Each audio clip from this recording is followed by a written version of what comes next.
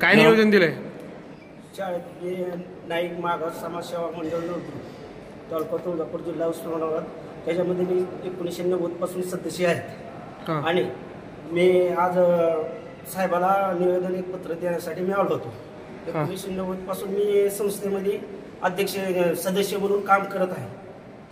1990 पासून ते 2006 पर्यंत आमची संस्था आम्ही जोपर्यंत आमचे माजी अध्यक्ष होते तोपर्यंत व्यवस्थित संस्था आमची चालत होती।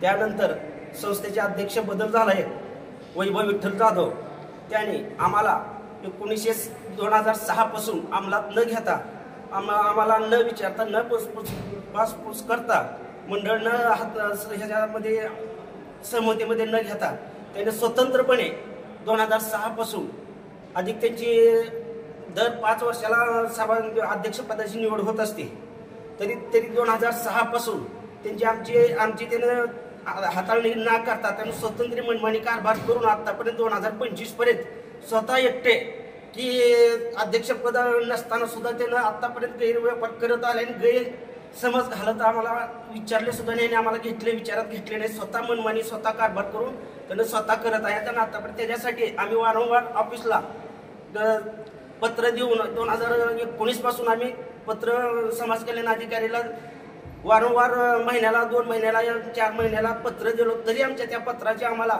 एकही उत्तर न मिळता न देता आम्हाला संगणमत म्हणून अधिकारी आणि अध्यक्ष या दोघांनी सहमत करून त्यांनी तिकडच्या तिकडे आम्हाला गरीब आम्ही जरा थोडं बहुत गरीब असल्यामुळे आम्हाला दाबण्याचा प्रयत्न नक्की त्यांनी केला।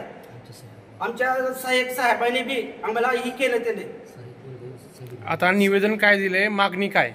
आता आम्हाला ती मागून पुढून इथून तिथून चौकशी आमची व्हावी शाळेची आणि व्यवस्थित मंडळ आमचं स्थापन करावं आणि आम्हाला जे महागटले 15 सदस्य आहेत त्यांनी 15 सदस्य आमचे आहेत त्या ह्याच्यामध्ये आम्हाला सामील करावं आणि आम्हाला त्याच्यामध्ये चौकशी करून साहेबांना आम्हाला जी काय नियमानुसार झालेलं आहे ती खरी चौकशी करून व्यतिरिक्त अध्यक्षावर कारवाई करण्यात यावी ही आमची नम्र विनंती आहे। शाळेचे विद्यार्थी किती आहेत? आणि शाळेमध्ये विद्यार्थी आता 240 विद्यार्थीचा संघ आहे।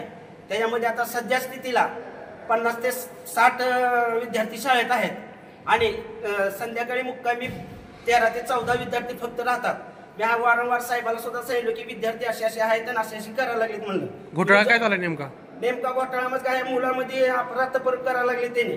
शाळा बजेट इथून एवढे विद्यार्थी आहेत म्हणून त्याने बजेट मी सांगतो की सर तुम्ही शाळेचे सचिव आहात, नाव काय आणि काय प्रकरण झालंय? मी सुरेंद्र कनराम राठोड, 1992-93 पासून मी संस्थेचा नाईक मागास समाजसेवा मंडळाचा मी सचिव आहे। परंतु ज्यावेळेस श्रीमान विठ्ठलराव जाधव होते तोपर्यंत सगळं सुरळीत चालत होता आणि 2006 नंतर विठ्ठल जाधव एक्सपायर झाले, तर नंतर त्यांचे चिरंजीव श्री वैभव विठ्ठलराव जाधव हे अध्यक्ष झाले। तर नंतरनं त्यांनी आमची कुठल्याही प्रकारची साईन वगैरे घेतलेली नाही, ना प्रोसिडिंगवरती ना चेकवरती ना कुठं ना काही। आम्हाला त्यांच्या व्यवहाराविषयी कधीही काही माहीत नाही। आम्ही वेळोवेळी समाज कल्याण अधिकाऱ्यांना पत्रव्यवहार करून त्यांच्या समक्ष भेटून त्यांना सांगितलं की बाई हे असं काय आहे, तर ते काही ॲक्शन कुठल्याही प्रकारचं काही ॲक्शन घेतलेलं नाही त्यांनी। ओके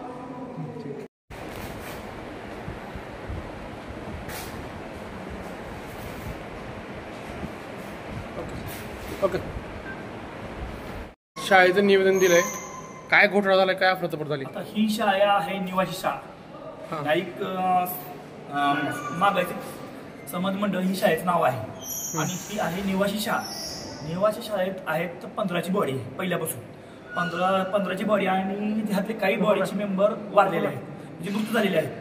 तर मृत्यू झाल्यानंतर त्यातले 6 जे बॉडी मेंबर होते ते वारलेले आहेत आणि बाकीचे जे बॉडी मेंबर आहेत 9 मेंबर त्यातले 7 मेंबर माझ्यासोबत आहेत आणि मागील काही वर्षापासून ह्यांनी पाठपुरावा करत आहेत पण कुठलं चेस देत नाही आणि अधिकारी संगनमत करून सर्व गोष्टी मॅनेज झालेल्या आहेत। इथं त्याचे पुरावे पण मी तुम्हाला लवकर दाखवणार आहे आणि हे काय गोष्टी झाल्या आहेत की ह्यांचा पाठपुरावा होत नाही म्हणून ह्यांनी संघटनेला मदत मागितली आहे। त्यामुळे मी संघटनेवरतीने आज निवेदन दिलेलं आहे आणि यांनी पण स्वतः निवेदन दिलेलं आहे। दोन्ही निवेदन आज आम्ही एक सध्या देण्यासाठी इथं आलो आहोत म्हणून साहेब काही कारणाने मी मिटिंगमध्ये गेलेले आहेत तर आमची काही चर्चा झाली नाही त्यांच्यासोबत। पण आज पत्रकार बांधवला एवढीच गोष्ट सांगायचं आहे की शाळेत 240 विद्यार्थ्यांची मान्यता आहे, तिथे विद्यार्थी कुठल्या स्वरूपात राहत नाहीत आणि अनुदान एवढ्या मोठ्या संख्येने तिथे अनुदान येत आहे त्याची कुठलीही न चौकशी करता काय करता वारंवार यांनी पत्रव्यवहार करतात पण ह्यांना कुठल्याही स्वरूपाची दाद दिली नाही, कारण की ह्यांनी अंगठेबहादूर किंवा यांची बॉडीवर यांचं शिक्षण कमी असल्यामुळे ह्यांना दाद देणार नाही. ह्यांना कागदाला कागद कागदाला कागद असे जोडून दिले.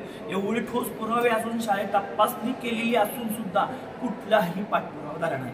आता आपले तुळजापूरचे माजी BDO साहेब हे स्वतः इथं अधिकारी म्हणून आलेले आहेत, तर त्यांच्याकडनं आशा निर्माण झाली आम्हाला की त्यांनी काहीतरी ह्याच्यावर मार्ग काढतील आणि जे काही गोष्टी आहेत मार्ग काढतील आणि ह्याच्यात कुठला तरी अर्थ होईल आणि यांची पूर्ण चौकशी लागल. याचे पुरावे जे आहेत आम्ही तुम्हाला दाखवणार आहेत. फक्त आमची एवढीच मागणी आहे. आता मागणी काय आहे आणि जर मागणी पूर्ण नाही झाली तर काय करणार? मागणी एवढीच आहे की या संदर्भात जे आम्ही पत्रव्यवहार केलेत त्या नियमानुसार तुम्ही सगळे ही चौकशी लावा. चौकशी निष्पन्न होते त्या अधिकाऱ्यावर तुम्ही फौजदारी स्वरूपाचा गुन्हा दाखल करा. फौजदारी स्वरूपाचा जर गुन्हा दाखल नाही केला तर संघटनेच्या वतीने ह्या ऑफिस समोर आम्ही तीव्र आंदोलन किंवा आत्मदानासारखे आंदोलन आम्ही करणार आहे. तुम्ही एवढे ठामपणे म्हणू शकता की भ्रष्टाचार झाला सदर प्रकरणात, त्या संदर्भात आपल्याकडे असे काही पुरावे संबंधित प्रशासनाला दाखल केलेले आहेत का? आपण सगळे पुरावे त्यांच्या लिखी स्वरूपात त्यांच्याकडनं पत्रव्यवहार आलेले आहेत, ती सुद्धा पुरावे आहेत. आणि लवकरात लवकर आमचं फक्त एवढं म्हणणं सर नवीन आलेत त्यांनी तपास करू द्या. तपासात त्यांच्याकडनं काय येतं हे बघून आम्ही स्वतः पत्रकार परिषद घेऊन सगळे पुरावे माझे पुरावे माझ्यासोबतच जातात सध्या हे घेऊन मी आलोय. साहेबांना पण सगळे पुरावे त्यांच्या ऑफिसला सगळे पुरावे आहेत, तरी अधिकारी किती पाठीशी घालू शकतात हे आम्हाला बघायचं. अधिकारी किती पाठीशी घालवतात आणि किती पैसे ताकद जिंकते का न्यायाची ताकद जिंकते ही आम्हाला गोष्ट बघायची. कारण एवढे पुरावे असताना सुद्धा तुमची कुठली कारवाई होत नाही याचा अर्थ काय? मागण्या मान्य नाही झाल्या तर भूमिका काय राहणार? आमची मागणी जर मान्य नाही झाली तर आम्ही सामूहिक आत्मदहन यांच्या ऑफिसवर करणार आहे. ओके बस. आप देख रहे हैं तुलजापुरनामा न्यूज.